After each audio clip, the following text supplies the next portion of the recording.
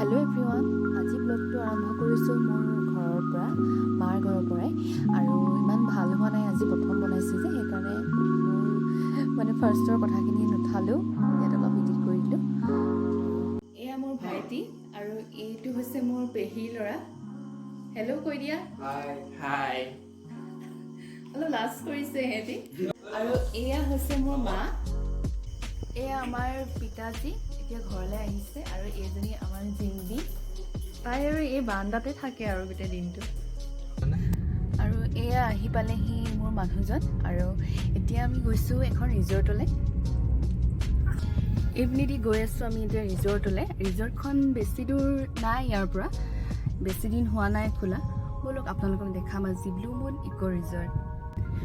আৰু এইখন হৈছে গেটখন, আমি আহি পালোহি। চাওকচোন ইমান ধুনীয়া লাগিছে গেটখন, কি ধুনীয়াকৈ বনাইছে। আপোনালোকে আহিবচোন।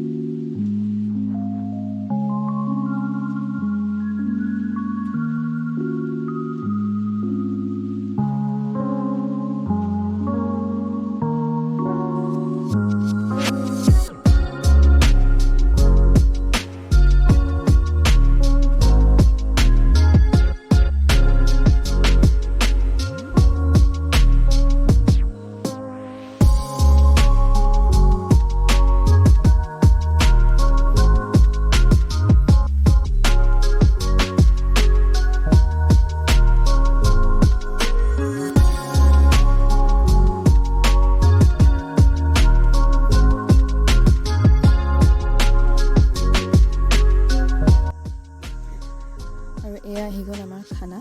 আমি দিছিলোঁ অৰ্ডাৰ পৰ্ক চাওমিন, এয়া আহি দি থৈ গ'লহি আৰু আমি খাবলৈ লৈছোঁ এতিয়া। এইখিনি চাওমিনখিনি ধুনীয়াকৈ বনাই দিছে গৰম গৰম, আৰু এইখিনি খাবলৈ বহুত ভাল হৈছে। এয়া চাওক,